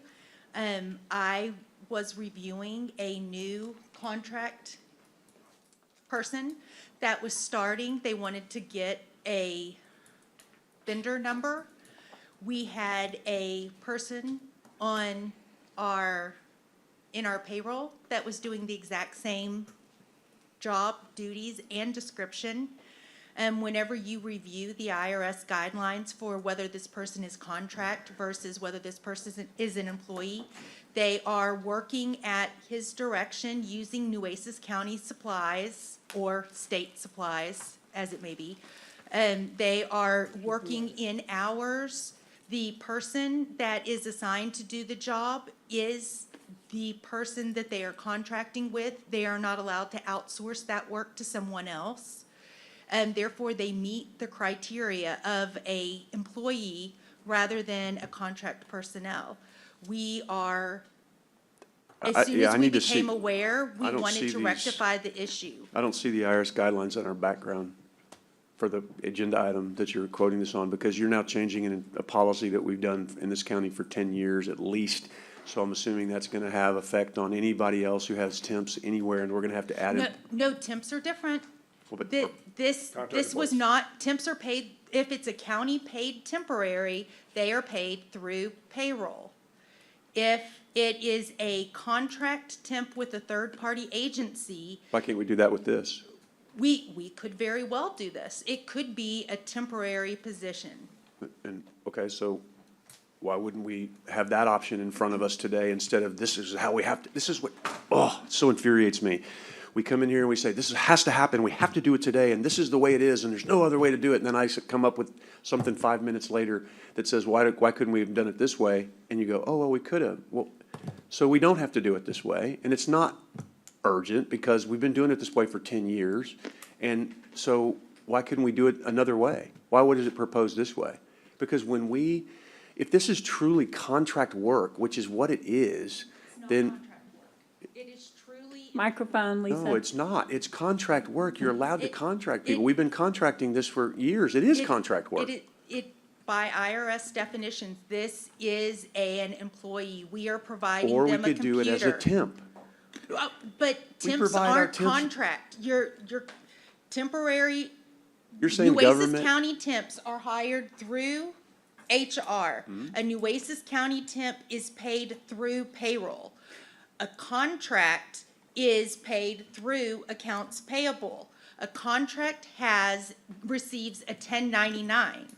An employee, whether it be a Nueces County temp, a part-time, or a full-time employee, those receive a W-2, not a 1099. Okay, well, Those have taxes withheld. I don't have any IRS guidelines to show me that you're correct. You said we could possibly do it another way. But a temp is still through payroll. We just need But to it's get a them temp. out of accounts payable. Instead of creating employees is what he's saying, you could go through a temporary service. We do that We- every we day. could Why go through a was that third-party not an temporary option? service. How much would a temporary service cost us? No more It's than more this. expensive. Than being an employee and paying social security and all those kind of things? You have to pay social security taxes, you have to pay all that for Yes, employees? because you're paying a So have you third-party done an agency. analysis? Have you done an analysis on this? Because temporary agencies pay all that stuff as part of their fee. Yes, sir, they cost more. They charge a markup on their employees. So you pay them a higher rate than what the employee gets. But they're not employees. They're not employees of Nueces County, and we would not have the liability of an employee for Right, Nueces because if they do something wrong, then we have the liability. If we get sued because then we have liability that we don't have if they're temporary through an agency, yes or no? Because I know the answer to that's yes, that's a softball. Yes, that's a softball, Yeah. and yes, sir, you're correct. Okay, so then I don't know why we haven't made a presentation here that gives us different options other than this is the only way to do it and we have to do it and this is not acceptable to me and I think we should table this until we have other options, to look at and we can do a cost analysis. This is again a budget type situation. They're not gonna stop working. They can continue to work while we do this and we need to have different options to look at. So I would make a motion to table this until we have the other options in front of us, because this is, no offense, this is not a good presentation. You've admitted there's other options. We need to be able to look at the whole thing and have options in front of us, and this is another thing that we should be doing in budget So I think we should table this thing until we have all the options in front of us and all the background in the IRS situation so that I can take it to my accountant and see, because quite frankly, I don't agree with the assessment on this. Okay, I do not disagree with that, and I had my staff call and ask about this, so I do have one question before we do your table, if you don't mind, Commissioner. When we called, we were told this was mandatory, it had to go, and there was a deadline, and I thought we had received notification from someone that we were not doing it. I thought there was a notification that we were not doing it correctly, and we could be in trouble for IRS reasons not taking care of this. IRS audit that identified this as an issue. We signed an affidavit. How long ago? 10 years. Judge Neal was here. Okay, never mind. He wants to table and bring it back with options, so I will second his motion. All those in favor? Lisa, excuse me, Judge. Yes. These employees, so they do qualify for all the benefits, including retirement? Part-time employees do not They don't get require, retirement? No. part-time employees do not require or are not eligible for insurance, and these positions are 100% reimbursed by hospital district, Yes. whether Okay. it's Where the money contract comes from. or It's, employee. okay, there's a motion and a second to table and bring this back with those two options and to find out correctly what we can and cannot do. All those in favor say aye. Aye. Aye, and I assume this will be on the August 21st meeting. Bring it back for that. It's fine. Any opposed, same sign. The motion passes.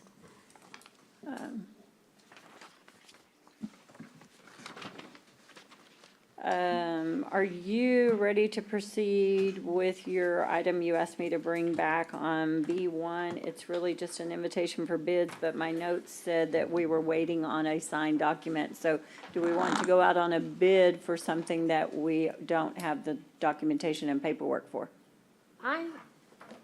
Or do you want me to wait until after executive? Or are you not ready to proceed? Well, I believe, and I would defer to Michael, that it wouldn't hurt us.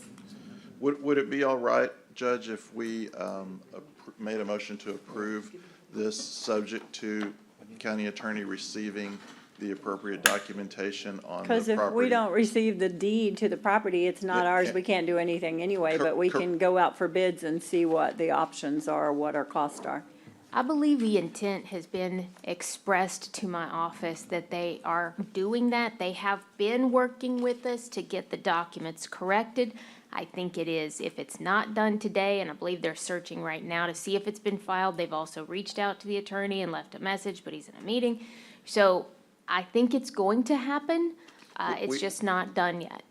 I can't confirm that it's done yet. And if we approve it in that manner, I still have to be able to receive the drawings and develop specs, so there's gonna be some days. Still some days that we can wait days and make sure possibly a that this few weeks follows before. through. So that'll probably likely. So I'll make the motion to pass them with that information and moving forward, as long as it's contingent. We can't do work on someone's property that they don't deed over to us, so that has been the question on this one item from day one, Right, is so we- deeded property. We won't Yes. we won't advertise that bid Yes. until that is done. Okay. Second. We have a motion and a second on item B1. All those in favor say aye. Aye. Aye. Any opposed? The same sign. The motion passes. So now, we are clear to go into executive. There's nothing else that I passed up or need to go back to, anybody? So, executive session, public notice is given that the Commissioners Court may elect to go into an executive session anytime during the meeting to discuss matters listed anywhere on the agenda when authorized by the provisions of the Open Meetings Act, Chapter 551 of the Texas Government Code. To the extent there's been a past practice of distinguishing items for public deliberation and those for executive session, the public is advised that the court is departing from that practice and reserves the right to discuss any listed agenda items in executive session when authorized by the law to do so. In the event the Commissioners Court elects to go into executive session regarding an agenda item, the section or sections of the Open Meetings Act authorizing the executive session will be publicly announced by the presiding officer. In accordance with the authority of the Government Code, Vernon's Texas Code, Section 551.071, 551.072, 551.073, 551.074, 551.0745, 551.076, 551.086, 551.087, the Commissioners Court will hold an executive session to consult with attorneys, including matters related to litigation, deliberate regarding real property, prospective gifts, personnel matters, including termination, county advisory bodies, security devices, and/or economic development negotiations, and other matters that may be discussed in an executive session. Upon completion of the executive session, the Commissioners Court may, in an open session, take such action as appropriate on items discussed in the executive session. Item A today is consult with the county attorney on legal issues related to the federal reimbursement of COVID-19 related expenses for RCA laboratory services and related matters. Texas Government Code 551.071.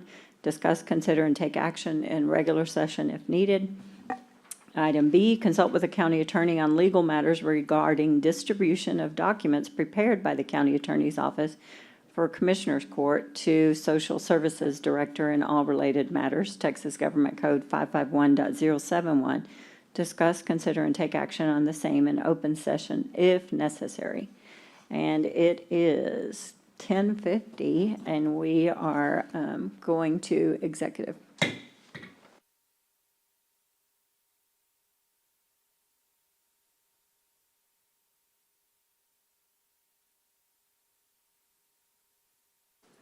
Thank you. It is 11:34, and we are back from executive session.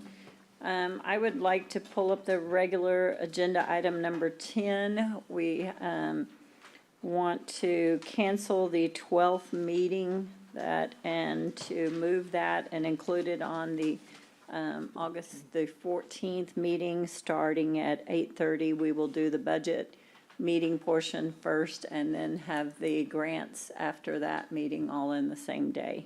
And I judge that would start at 8:30 on the 14th? Yes, 8:30 on the 14th. I would second that if that's a motion. If it's a motion, yes. We have a motion and a second. All those in favor say aye. Aye. Aye. Any opposed, same sign. Judge, I had another item to. Yeah, if I okay, could. sure. Judge, I'd like to make a motion to reconsider the tabled item number 9 in regards to the Social Services Department, to revisit that issue today. Okay, it was tabled. It was tabled, and since I believe Commissioner Chesney was on the Prevailing side. prevailing side of that vote, in the same session, it can be brought up again by a commissioner in the prevailing side of the vote. Do you want to Reconsider it? I'll Yes, second that. okay. We have a motion and a second to reconsider item number 9, the social services reduction in force. All those in favor say aye. Aye. Aye.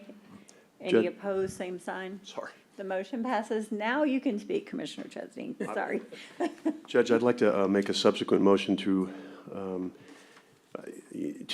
rename the Veterans Department as the Department of Veterans and Social Services, and to add the 3 additional caseworkers to this department to handle any and all social services needs, including but not limited to grants and casework, et cetera. So the 3 including, We've already done the other. This would The just be two, the this 3 would- that this was the one that, Was the 2 already approved? the Right, 2 those have already already- approved. that's already so been it'd just- done. It'd be 5 total that are moving to veterans and social services. right, that's our, yeah. So I'm we just- keep the same with what Commissioner Gonzalez had originally proposed? Yes. Correct.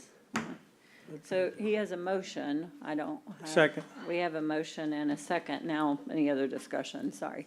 And Judge, just, after, thinking about it, I still have some heartburn about the timing of it, but at the same time, I appreciate Commissioner Gonzalez's efforts and attempts to get this done. I don't think any of us disagreed with the concept. It was more just the timing before, and I think there's definitely some need that we need to fulfill, and this will hopefully take care of that, put this to rest, and let this move forward in a positive fashion. And then I guess, JJ, De La Cerda would be the director of those as well. He's the director of that department, period. That'd be correct. Yes. It would just expand the scope of his, Okay. that's it. I'm good either way. I mean, what does Everybody's good? Commissioner think? Yeah. What do you think, Commissioner Commissioner? I'm Gonzalez? good. Now, what are we gonna, what's gonna happen to Rebecca? That would, She could be she one could of be those one three? of those three if Well, she that's up to moves her. into there, but she wouldn't be the department head. She would just be, that's anybody right. can That's apply right. to move over there, but that would be up to JJ to accept whoever comes in there, yeah. Right. Is my assumption if he's the director of that Right. department, yes. That's what I'm trying to make sure. And I think it was, Make it clear. you said two, I think your proposal was, but it was just Two caseworker. workers and one. clerk. Caseworker, was social worker, and senior clerk Yeah, it is was what those- you say. those Is three what was listed positions. in here, those three positions. 2 caseworkers and a senior clerk. Yeah. Is that what you said? Yeah. Okay. That would be part of my motion. Okay, so we have So- a motion and a second. Oh, go ahead, sorry. Okay. Sorry, Commissioner Modas. No. I just want more clarification. So we're keeping the positions, but we're voting now to incorporate that in and merge it into one department, a kind of Correct. quasi-new combine two departments into one. Yes. Right. Okay. And I guess, I guess will we need clarification later on, or is this pretty much handled it for going into the next budget cycle, or? Right now, you've given them 3 employees with no funding for social service projects because you took it all away. They have grants, and I thought No. when you brought We're it. just moving these 3 positions. It's a new motion. We're moving these 3 positions and its funding to Veterans and Social Services. The funding for the employees' salaries and the personnel, That's correct. Yes, but none of the funding from 4120 or, I don't know what 4120 is. that's the money that they used to assist the clientele they with. also use grants, but that Yes, would they be a also use budgeted grants. Yeah. item that we would discuss later. No, that- all we're doing today is doing exactly what Yes. Commissioner Gonzalez put on the agenda, which is to move 2 caseworkers and a senior clerk and the funding associated with them from the current Social Services Department to the new Veterans and Social Services. And the rest of what we voted on remains intact until the budget comes up and whatever, but I would think this would And I put this think, to rest. just to be clear, one is a social worker, one is a case manager. Social worker, case manager, and senior clerk is what is listed on your item today. Just to be clear. Yes, uh-huh. Okay. Well, like I said earlier, I mean, I'll take 3 positions now, and then, if there's room to have further discussion in the future, then I'm all in favor of that. But I agree, I think we need to honor the work that Commissioner Gonzalez has done. This acknowledges that there are some needs still that the county needs to handle, and whether it be grants or connecting with services, we can continue to figure that out over the weeks and months and next month to come. But yeah, I support that. So. Okay. Well, we have a motion and a second. All those in favor of this change, say aye. Aye. Aye. Any opposed, same sign. The motion passes unanimously. Thank you. Or is there any other business that we need to bring back up? Moving forward, do we have any adjournments in memory? Yes, Judge. Yes, go ahead, Commissioner, whoever's ready. Go ahead. Commissioner Chesney? Someone else. I'm ready, sure. Yeah, you're ready, go ahead. Yes, I don't think we mentioned it during last court, because I think it happened since then, but the passing of Eddie Canales. I don't remember if any commissioners had brought that up, but Mr. Canales was a devoted advocate for labor and a leader of the South Texas Human Rights Center in Falfurrias. He is from Nueces County. He passed last Wednesday at the age of 76. He had been dealing with cancer, and he finally succumbed to that. He was surrounded by his family, and he was known for championing the working conditions for the Chicano and migrant Hispanic Mexican American community in the U.S. Most importantly, more recently, he was especially known for his work with those immigrating to the United States. He felt there was an issue of compassion to provide people with water. And I was just driving back from a conference that we had in the Valley I think it was back in June, into June, and I thought of Eddie, didn't realize that he was already in failing health, but saw the blue barrels driving back home and knowing that him and his organization had a big part to do with that. And then in reading his obituary, didn't realize that we both attended the same elementary and the same high school, Sam Houston Elementary and Ray High School. But he was a longtime community advocate for immigrant rights, for Mexican American rights. He was very active in the political process, and he was someone who just really worked hard for labor and for those in the community. His focus was mainly on border issues, especially dealing within Brooks County, even a topic that was covered during a documentary from PBS. But overall, he was a man of compassion and offering dignity to people, regardless of their status, coming to our country to at least try to ensure that they do not pass on their way here. And many times he was responsible for connecting families whose loved ones had deceased here in the United States and reconnecting them with the remains, or being at least notified from their appropriate embassies of their passing here. That to me is not controversial. That is just providing decency and dignity to fellow human beings, and that's something that Eddie will always be known for. And so, personal loss, knowing Eddie for many years now, didn't agree with on every single issue, but was hard to say that this man was not someone of passion and who just wanted to serve his fellow man and fellow woman here in our community, in our region. So I mourn the loss, along with our community mourns the loss of the passing of Eddie Canales. Our condolences to his family, for sure. Yeah. Yes. Commissioner Chesney, you said you had? Thank you, Judge. I'm an obituary short, but I wanted to certainly ask the court to remember the passing of my father-in-law, Wayne Harrison, who passed away recently, and we don't have a written obituary, and I don't think I could read it anyway, and when we get that, I'll certainly give it to the judge or someone else to read, but I certainly wanted to make sure that we adjourned in memory of Wayne Harrison today as one of mine. My second one, Judge, is Antonio Riojas. She is the mother of Alva, who was my guardianship clerk and is still the guardianship clerk over in County Court of Law 5. She went home to be with her Lord and Savior on July 27, 2024, at the age of 88. Her loving family were by her side. She's survived by her loving husband of 69 years, Antonio Riojas of Taft, her daughters, Rosara Salinas of Corpus Christi, Rosalva Turnisico of Corpus Christi, Roselia Cerci of Taft, Roselma Rios of Taft, her sons Renee of Plano and Ribaldo of Taft, and many other grandchildren, great children, in fact, 20 grandchildren, 45 great-grandchildren, 9 great-great-grandchildren with 2 on the way. She grew up with her parents and sisters in Taft. She was born in January of 1936, preceded in death by both parents and brothers. She was a doer. If you wanted something done, everyone knew Antonio would help take care of it. She had active roles in her church as a Eucharistic minister, Catholic Daughters of America, where she was a member and served as regent and recording secretary at the local court regent in Guadalajara.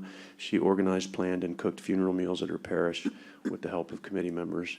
She volunteered in many organizations such as Boy Scouts, serving as leader, and was also a member of the Greyhound Band Booster and Athletic Booster Club.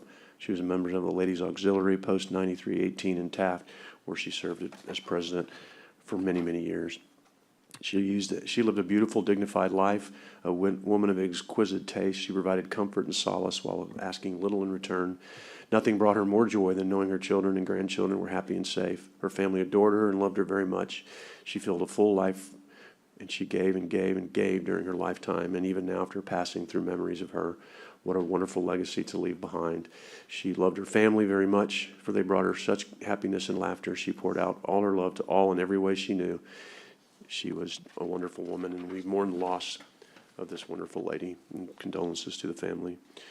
My last one today is Joe Edward Vollmer II. Joe passed away at the age of 74 at home in Lexington, Texas. He had a battle with cancer. He had lived in Corpus Christi for many, many, many years. He was surrounded by loved ones who will continue to honor his legacy by living their life to the fullest. He was a large personality who loved people and fellowship. One of his favorite things to do was put his head down or drive down to the local diner and have coffee and breakfast with his friends. He never met a stranger, and you never had to wonder what he was thinking because he'd be sure to tell you, and that is, without a doubt, the truth. Throughout his life, his favorite hobbies included shark fishing, hunting, and competition long-range rifle shooting with his buddies. He was also a proud member of the Patriot Guard and the American Legion. He's survived by his wonderful wife Barbara, stepdaughter Lisa, and her husband Bob, stepson Shannon, and his wife, 2 grandsons, Andrew and Adrian, 2 great-grandchildren, Joel and Aubrey, and his many cousins. Joe will be greatly missed by many, and condolences to the Vollmer family on the loss of Joe. Very much. I have one, if no one else has any more. I have Richard Dick Bowers. Richard Lee Bowers, a beloved member of the Corpus Christi community, passed away on July 27th, 2024, at the age of 82. Richard was born on June the 12th, 1942, in Washington, D.C., to Harold and Frances Bowers, and was the eldest of 3 siblings. Richard married Connie Bowers in 1973, and in 78 welcomed their daughter, Courtney. Richard was a doting grandfather to his 2 granddaughters, Delaney and Addison Page. Dick Bowers, as we all knew him, was a public servant to Nueces County in Corpus Christi, holding several positions such as Port Commissioner to the Port of Corpus Christi, Director, Board President of the Asian Cultures Museum, Director, Texas State Aquarium, Director, Coastal Bend Bays Foundation, Member Management Committee, Corpus Christi National Estuaries Program, and Director of Corpus Christi Blood Bank. In 1971, Dick joined Benelite Corporation as Assistant Vice President of Sales, which later evolved into Hitox Corporation, where he was the CEO for 23 years. Richard is preceded in death by his father, Harold Bowers, mother, Frances Bowers, and brother, Donald Bowers. He is survived by his wife of 51 years, Connie Bowers, daughter, Courtney Wolf, son-in-law, Thomas Wolf, brother, Clifford Bowers, granddaughters, Delaney and Addison DeHoyas, niece, Kelly Whetstone, Allison Bowers, Tanya Alt, and nephew Jeffrey Bowers, great-nieces Piper Whetstone, Emily Alt, and great-nephew Roy Stanley. The memorial services for Mr. Bowers will take place on Monday, August the 12th, beginning at 10 a.m. at the Solomon P. Ortiz International Center in Corpus Christi, Texas. Seaside ceremony to release Richard's ashes will follow. And I had a dear friend, our condolences absolutely go out to the Bowers family, but if we could do something a little bit more, I know we read these and our condolences are very much sent out to everyone, but could we just, everyone stand and have a moment of silence? A dear friend asked me if we would do something like that to make it a little more appropriate, and I think it is definitely deserved, and all these people we read about it, just if we could stand for a moment of silence for all of them and their families, please.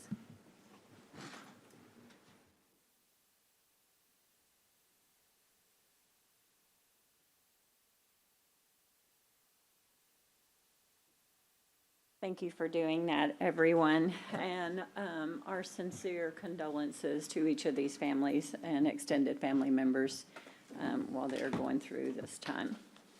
I believe that concludes our meeting today. It is 11:51, and we are adjourned.